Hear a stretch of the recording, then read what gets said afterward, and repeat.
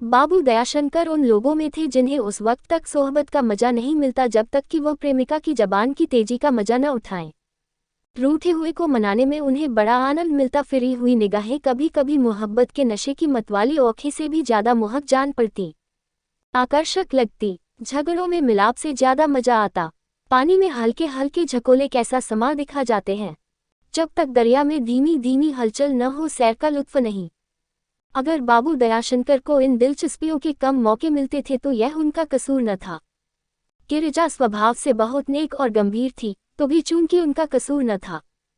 गिरिजा स्वभाव से बहुत नेक और गंभीर थी, तो भी चूंकि उसे अपने पति की रुचि का अनुभव हो चुका था, इसलिए वह कभी कभी अपनी तबीयत के खिलाफ सिर्फ उनकी खातिर से उनसे रूठ जाती थी। मगर ये बेनीव की दीवार हवा का एक झोंका भी न संभाल सकती। उसकी औंखें, उसके होंठ, उसका दिल, यह बहुरूपिये का खेल ज्यादा देर तक न चला सकते। आसमान पर घटाएं आती मगर सावन की नहीं, कुंवर की। वह डरती कहीं ऐसा न हो कि हंसी हंसी से रोना आ जाए। आपस की बदमजगी के ख्याल से उसकी जान निकल जाती थी। मगर इन मौक़ों पर बाबू साहब को जैसी जैसी रिझाने वाली बातें सूझती, वह काश विद्यार्थी जीवन में सूझी होती तो वह कई साल तक कानून से सिर मारने के बाद भी मामूली क्लर्क न रहते। दो दयाशंकर को कौमी जलसों से बहुत दिलचस्पी थी। इस दिलचस्पी की बुनियाद उसी जमाने में पड़ी जब वह कानून की दरगाह के मुजाविर थे और वह हक तक कायम थी। रुपयों की थैली गायब हो गई थी मगर कंधों में दर्द मौजूद था। इस साल कॉन्फ्रेंस का जलसा सतारा में होने वाला था। नियत तारीख से एक रोज पहले बाबू साहब सतारा को रवाना हुए। सफर की तैयारियों में इतने व्यस्त थे कि गिरिजा से बातचीत करने की भी फुर्सत न मिली थी। आने वाली खुशियों की उम्मीद उस क्षणिक वियोग के ख्याल के ऊपर भारी थी।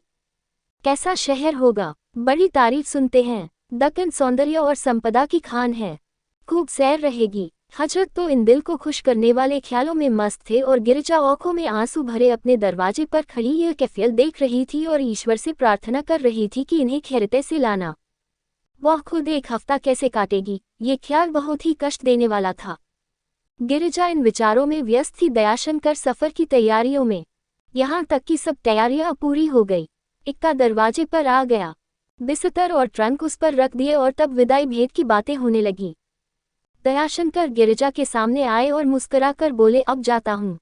गिरिजा के कलेजे में एक बर्छी सी लगी, पर बस जी चाहा कि उनके सीने से लिपटकर रोऊं। आंसुओं की एक बार सी औंखें में आती हुई मालूम हुई, मगर जबत करके बोली जाने को कैसे कहूँ, क्या वक्त आ गया। दयाशंकर, हाँ, बल्कि देर हो रही है। गिरिजा, मंगल की शाम को गाड़ी से आओगे न? दयाशंकर, जरूर, किसी तरह नहीं रुक सकता। तुम सिर्फ उसी दिन मेरा इंतजार करना। गिरिजा, ऐसा न हो भूल जाओ, सतारा बहुत अच्छा शहर है। दयाशंकर हंसकर, वह स्वर्ग ही क्यों न हो, मंगल को यहाँ जरूर आ जाऊंगा। दिल बराबर यही रहेगा, तुम जरा भी न घबराना। ये कहकर गिरिजा को गले लगा लिया और मुस्कुराते हुए बाहर निकल आए। इक्का रवाना हो गया। गिरिजा पलंग पर बैठ गई और खूब रोई। मगर इस वियोग के दुख, आंसुओं की बाढ़, अकेलेपन के दर्द और तरह तरह के भावों की भीड़ के साथ एक और ख्याल दिल में बैठा हुआ था जिसे वह बार बार हटाने की कोशिश करती थी। क्या इनके पहलू में दिल नहीं है, या है तो उस पर उन्हें पूरा पूरा अधिकार है। वह मुस्कुराहट जो विदा होते वक्त दयाशंकर के चेहरे पर लग रही थी, गिरिजा की समझ में नहीं आती थी। फ्री सतारा में बड़ी धूमधाम थी। दयाशंकर गाड़ी से उतरे तो वर्दीपोश वॉलंटियरों ने उनका स्वागत किया। एक फिटल उनके लिए तैयार खड़ी थी। उस पर बैठकर वह कॉन्फ्रेंस पंडाल की तरफ चले। दोनों तरफ झंडियां लहरा रही थीं। दरवाजे पर बंदवारें लटक रही थी। औरतें अपने झरोखों से और मर्द बरामदों में खड़े होकर खुशी से तालियां बाजते थे। इस शान शौकत के साथ वह पंडाल में पहुंचे और एक खूबसूरत खेमे में उतरे। यहाँ सब तरह की सुविधाएं एकत्र थीं। 10 बजे कॉन्फ्रेंस शुरू हुई। वक्ता अपनी अपनी भाषा के जलवे दिखाने लगे। किसी के हंसी दिल्लगी से भरे हुए चुटकुलों पर वाह वाह की धूम मच गई। किसी की आग बरसाने वाले तकरीर ने दिलों में जोश की एक तहर सी पेछा कर दी। विद्वत्तापूर्ण भाषणों के मुकाबले में हंसी दिल्लगी और बात कहने की खूबी को लोगों ने ज्यादा पसंद किया। श्रोताओं को उन भाषणों में थिएटर के गीतों का सा आनंद आता था। कई दिन तक यही हालत रही और भाषणों की दृष्टि से कॉन्फ्रेंस को शानदार कामयाबी हासिल हुई। आखिरकार मंगल का दिन आया। बाबू साहब वापसी की तैयारियां करने लगे, मगर कुछ ऐसा संयोग हुआ कि आज उन्हें मजबूरन ठहरना पड़ा। बम्बई और यूपी के रेलीगेटों में एक हॉकी मैच ठहर गई। बाबू दयाशंकर हॉकी के बहुत अच्छे खिलाड़ी थे। वह भी टीम में दाखिल कर लिए गए थे। उन्होंने बहुत कोशिश की कि अपना गला छुड़ा लूं, मगर दोस्तों ने इनकी आनाकानी पर बिल्कुल ध्यान न दिया। साहब, जो ज्यादा बेतकल्लुफ थे, बोल आखिर तुम्हें इतनी जल्दी क्यों है? तुम्हारा दफ्तर अभी हफ्ता भर बंद है। बीवी साहबा की नाराजगी के सिवा मुझे इस जल्दबाजी का कोई कारण नहीं दिखाई पड़ता। दयाशंकर ने जब देखा कि जल्द ही मुझ पर बीवी का गुलाम होने की फबतियां कसी जाने वाली हैं, जिससे ज्यादा अपमानजनक बात मर्द की शान में कोई दूसरी नहीं कही जा सकती, तो उन्होंने बचाव की कोई सूरत न देखकर वापसी मुलतवी कर दी और हॉकी में शरीक हो गए। मगर दिल में ये पक्का इरादा कर लिया कि शाम की गाड़ी से जरूर चले जाएंगे, फिर चाहे कोई बीवी का गुलाम नहीं, बीवी के गुलाम का बाप कहे, एक न मानेंगे। खैर, 5 बजे खेल शुरू हुआ। दोनों तरफ के खिलाड़ी बहुत तेज थे, जिन्होंने हॉकी खेलने के सिवा जिंदगी में और कोई काम ही नहीं किया। खेल बड़े जोश और सरगर्मी से होने लगा। कई हजार तमाशाई जमा थे। उनकी तालियां और बढ़ावे खिलाड़ियों पर मारू बाजे का काम कर रहे थे और गेंद किसी अभागे की किस्मत की तरह इधर उधर ठोकरें खाती फिरती थी। दयाशंकर के हाथों की तेजी और सफाई, उनकी पकड़ और बेअब निशानेबाजी पर लोग हैरान थे, यहाँ तक कि जब वक्त खत्म होने में सिर्फ 1 मिनट बाकी रह गया था और दोनों तरफ के लोग हिम्मतें हार चुके थे, तो दयाशंकर ने गेंद लिया और बिजली की तरह विरोधी पक्ष के गोल पर पहुंच गए। एक पटाखे की आवाज हुई, चारों तरफ से गोल का नारा बुलंद हुआ। इलाहाबाद की जीत हुई और इस जीत का सेहरा दयाशंकर के सिर था, जिसका नतीजा ये हुआ कि बेचारे दयाशंकर को उस वक्त भी रुकना पड़ा। और सिर्फ इतना ही नहीं, सतारा अमेचर क्लब की तरफ से इस जीत की बधाई में एक नाटक खेलने का कोई प्रस्ताव हुआ, जिसे बुध के रोज भी रवाना होने की कोई उम्मीद बाकी न रही। दयाशंकर ने दिल में बहुत पेचोताप खाया, मगर जबान से क्या कहते। बीवी का गुलाम कहलाने का अड़ जबान बंद किए हुए था। हालांकि उनका दिल कह रहा था कि अब की देवी रूठेंगी तो सिर्फ खुशामदों से न मानेंगी। बाबू दयाशंकर वादे के रोज के 3 दिन बाद मकान पर पहुंचे। सतारा से गिरिजा के लिए कई अनूठे तोहफे लाए थे, मगर उसने इन चीजों को कुछ इस तरह देखा कि जैसे उनसे उसका जी भर गया है। उसका चेहरा उतरा हुआ था और होंठ सूखे थे। 2 दिन से उसने कुछ नहीं खाया था। अगर चलते वक्त दयाशंकर की आंख से आंसू की चंद बूंदें टपक पड़ी होती, या कम से कम चेहरा कुछ उदास और आवाज कुछ भारी हो गई होती, तो शायद गिरिजा उनसे न रुकती। आंसुओं की चंद बूंदें उसके दिल में इस ख्याल को तरोताज़ा रखती कि उनके न आने का कारण चाहे और कुछ हो, निष्ठुरता हरगिज नहीं है। शायद हाल पूछने के लिए उसने तार दिया होता और अपने पति को अपने सामने खैरियत से देखकर वह बरबस उनके सीने में जा चिमिटती और देवताओं की कृतज्ञ होती। मगर आंखों की वह बेमौका कंजूसी और चेहरे की वह निष्ठुर मुस्कान इस वक्त उसके पहलू में खटक रही थी। दिल में ख्याल जम गया था कि मैं चाहे इनके लिए मर ही मिटूं, मगर इन्हें मेरी परवाह नहीं है। दोस्तों का आग्रह और जिद केवल बहाना है, कोई जबरदस्ती किसी को रोक नहीं सकता। खूब, मैं तो रात की रात बैठकर काटूं और वहां मजे उड़ाए जाए। बाबू दयाशंकर को रूठों के मनाने में विशेष दक्षता थी और इस मौके पर उन्होंने कोई कोशिश उठा नहीं रखी। तोहफे तो लाए थे, मगर उनका जादू न चला। तब हाथ जोड़कर एक पैर से खड़े हुए, गुदगुदाया, तलुवे सहलाए, कुछ शोखी और शरारत की। 10 बजे तक इन्हीं सब बातों में लगे रहे। इसके बाद खाने का वक्त आया। आज उन्होंने रूखी रोटियां बड़े शौक से और मामूली से कुछ ज्यादा खाईं। गिरिजा के हाथ से आज हफ्ते भर बाद रोटियां नसीब हुई हैं। सतारे में रोटियों को तरस गए पूटियां खाते खाते आंतों में बाइगोले पड़ गए। यकीन मानो गिरिजन, वहां कोई आराम न था, न कोई सैर, न कोई लुत्फ। सैर और लुत्फ तो महज अपने दिल की कैफियत पर मुनहसर है। बेफिक्री हो तो चटियल मैदान में बाग का मजा आता है, और तबीयत को कोई फिक्र हो तो बाग वीराने से भी ज्यादा उजाड़ मालूम होता है। कमबख्त दिल तो हरदम यही धरा रहता था, वहां मजा क्या खाक आता। तुम चाहे इन बातों को केवल बनावट समझ लो, क्योंकि मैं तुम्हारे सामने दोषी हूं और तुम्हें अधिकार है कि मुझे झूठा, मक्कार, दगाबाज, बेवफा, बात बनाने वाला जो चाहे समझ लो, मगर सच्चाई यही है जो मैं कह रहा हूं। मैं जो अपना वादा पूरा नहीं कर सका, उसका कारण दोस्तों की जिद थी।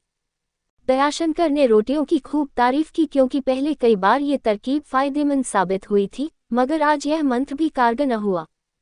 गिरिजा के तेवर बदले ही रहे। तीसरे पहर दयाशंकर गिरिजा के कमरे में गए और पंखा झलने लगे। यहाँ तक कि गिरिजा झुंझलाकर बोल उठी, अपनी नाचबरदारियां अपने ही पास रखिए। मैंने हुजूर से भर पाया, मैं तुम्हें पहचान गई, अब धोखा नहीं खाने की। मुझे न मालूम था कि मुझसे आप यो दगा करेंगे। गरज जिन शब्दों में बेवफाइयों और निष्ठुरताओं की शिकायतें हुआ करती हैं वह सब इस वक्त गिरिजा ने खर्च कर डाले। 5 शाम हुई। शहर की गलियों में मोतिये और बेले की लपटें आने लगी। सड़कों पर छिड़काव होने लगा और मिट्टी की सोंधी खुशबू उड़ने लगी। गिरिजा खाना पकाने जा रही थी कि इतने में उसके दरवाजे पर इक्का आकर रुका और उसमें से एक औरत उतर पड़ी।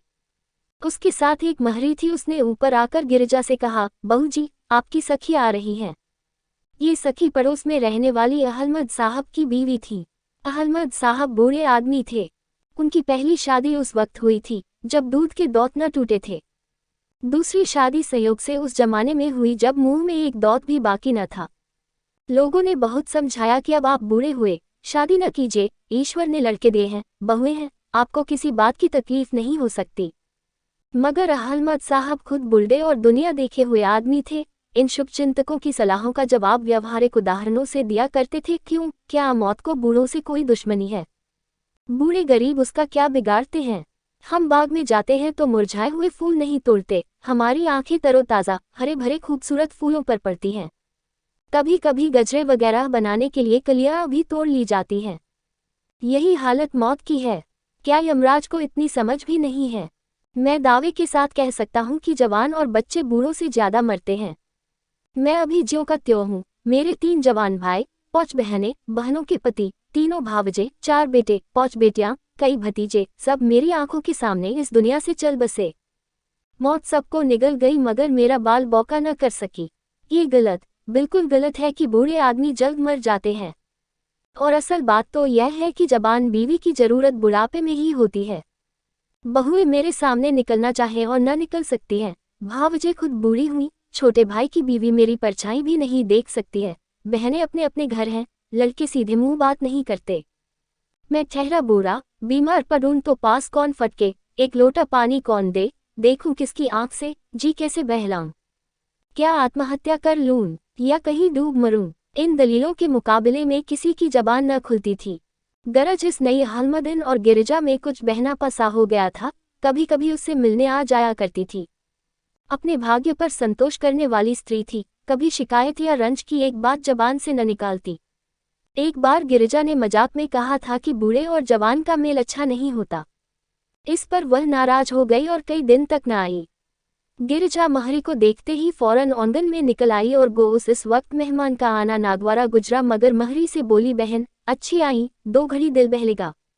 जरा देर में अहमदिन साहब गहने से लदी हुई, घूंघट निकाले, छमछम करती हुई आंगन में आकर खड़ी हो गई। गिरिजा ने करीब आकर कहा, वाह सखी, आज तो तुम दुल्हन बनी हो, मुझसे पर्दा करने लगी हो क्या? ये कहकर उसने घूंघट हटा दिया और सखी का मुंह देखते ही चौंककर एक कदम पीछे हट गई। दयाशंकर ने जोर से कहकहा लगाया और गिरिजा को सीने से लिपटा लिया और विनती के स्वर में बोले, गिरिजन अब मान जाओ, ऐसी खता फिर कभी न होगी। मगर गिरिजन अलग हट गई और रुखाई से बोली, तुम्हारा बहुरूप बहुत देख चुकी, अब तुम्हारा असली रूप देखना चाहती हूँ। 6 दयाशंकर प्रेम नदी की हल्की हल्की लहरों का आनंद तो जरूर उठाना चाहते थे मगर तूफान से उनकी तबीयत भी उतना ही घबराती थी जितना गिरिजा की, बल्कि शायद उससे भी ज्यादा। हृदय परिवर्तन के जितने मंत्र उन्हें याद थे वह सब उन्होंने पढ़े और उन्हें कारगर न होते देखकर आखिर उनकी तबीयत को भी उलझन होने लगी। ये वे मानते थे कि बेशक मुझसे खता हुई है मगर खता उनके ख्याल में ऐसी दिल जलाने वाली सजाओं के काबिल न थी। मनाने की कला में वह जरूर सिद्धहस्त थे मगर इस मौके पर उनकी अक्ल ने कुछ काम न दिया।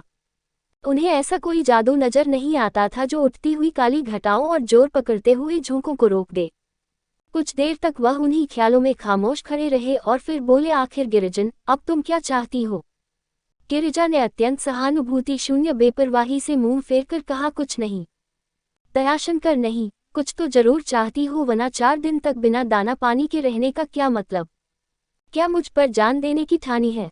अगर यही फैसला है तो बेहतर है तुम यूं जान दो और मैं कत्ल के जुर्म में फांसी पाऊं, किस्सा तमाम हो जाए।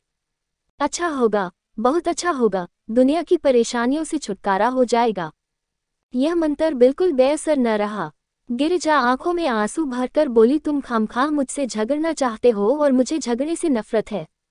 मैं तुमसे न बोलती हूँ और न चाहती हूँ कि तुम मुझसे बोलने की तकलीफ गवारा करो। क्या आज शहर में कहीं नाच नहीं होता, कहीं यहाँ की मैच नहीं है, कहीं शतरंज नहीं बिछी हुई है? वही तुम्हारी तबीयत जमती है, आप वहीं जाए, मुझे अपने हाल पर रहने दीजिए, मैं बहुत अच्छी तरह हूँ।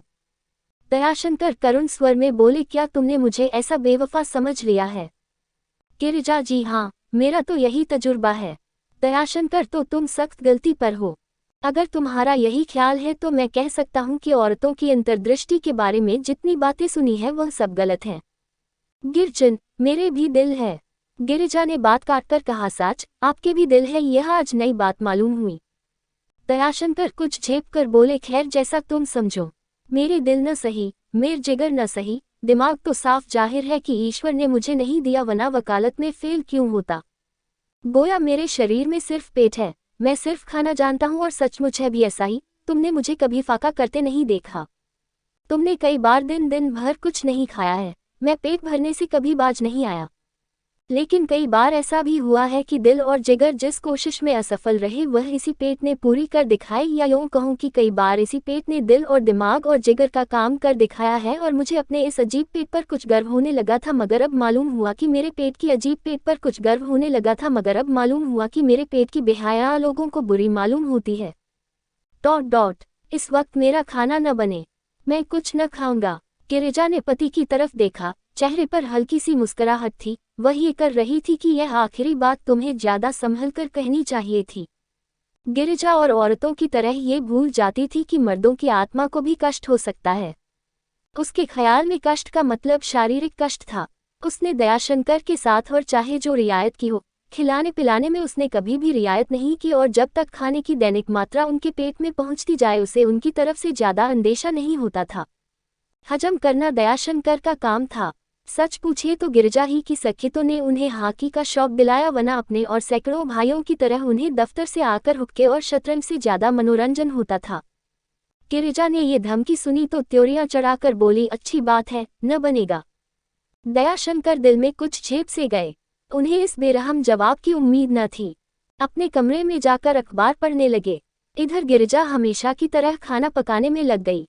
दयाशंकर का दिल इतना टूट गया था कि उन्हें ख्याल भी न था कि गिरिजा खाना पका रही होगी।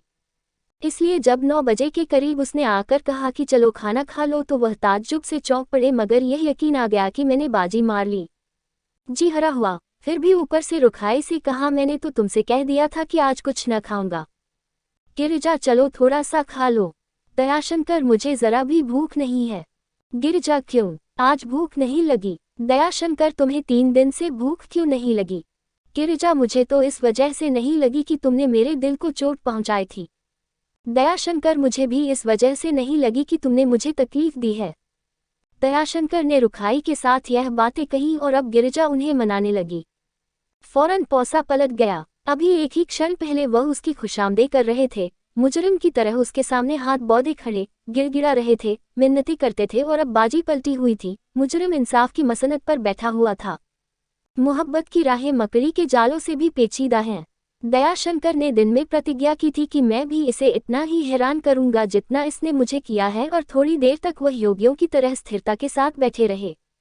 गिरिजा न उन्हें गुदगुदाया, तलुवे खुजलाए, उनके बालों में कंघी की, कितनी ही लुभाने वाली अदाएं खर्च की, मगर असर न हुआ। तब उसने अपनी दोनों बाहें उनकी गर्दन में अड़ाल दी और याचना और प्रेम से भरी हुई आंखें उठाकर बोली, चलो, मेरी कसम, खा लो। वो उसकी बौध बह गई। दयाशंकर ने गिरिजा को गले से लगा लिया। उसके भोलेपन और भावों की सरलता ने उनके दिल पर एक अजीब दर्दनाक असर पैदा किया। उनकी आंखें भी गीली हो गईं। आह, मैं कैसा जालिम हूँ, मेरी बेवफाइयों ने इसे कितना रुलाया है। 3 दिन तक उसके आंसू नहीं थमे, आंखें नहीं झपकी। 3 दिन तक इसने दाने की सूरत नहीं देखी, मगर मेरे एक जरा से इनकार ने, झूठे नकली इनकार ने, चमत्कार कर दिखाया। कैसा कोमल हृदय है, गुलाब की पंखुड़ी की तरह, जो मुरझा जाती है मगर मैली नहीं होती। कहाँ मेरा ओछापन, खुदगर्जी, और कहाँ ये बेखुदी, ये त्यागा, ये साहस। दयाशंकर के सीने से लिपटी हुई गिरिजा उस वक्त अपने प्रबल आकर्षण से इनके दिल को खींचे लेती थी। उसने जीती हुई बाजी हारकर आज अपने पति के दिल पर कब्जा पा लिया। इतनी जबरदस्त जीत उसे कभी न हुई थी। आज दयाशंकर को मोहब्बत और भोलेपन की इस मूरत पर जितना गर्व था उसका अनुमान लगाना कठिन है। जरा देर में वह उठ खड़े हुए और बोले, एक शर्त पर चलूंगा। गिरिजा, क्या? दयाशंकर, अब कभी मत रूठना। गिरिजा, ये तो तेरी शर्त है, मगर ... मंजूर है। 2-3 कदम चलने के बाद गिरिजा ने उनका हाथ पकड़ लिया और बोली, तुम्हें भी मेरी एक शर्त माननी पड़ेगी। दयाशंकर, मैं समझ गया, तुमसे सच कहता हूँ, अब ऐसा न होगा। दयाशंकर ने आज गिरिजा को भी अपने साथ खिलाया। वह बहुत लजाए, बहुत ही लिखिए, कोई सुनेगा तो क्या कहेगा, ये तुम्हें क्या हो गया है। मगर दयाशंकर ने एक न मानी और कई और गिरिजा को अपने हाथ से खिलाए और हर बार अपनी मोहब्बत का बेदर्दी के साथ मुआवजा लिया। खाते खाते उन्होंने हंसकर गिरिजा से कहा, मुझे न मालूम था कि तुम्हें मनाना इतना आसान है। गिरिजा ने नीची निगाहों से देखा और मुस्कुराई, मगर मुंह से कुछ न बोली। उर्दू प्रेम 25 से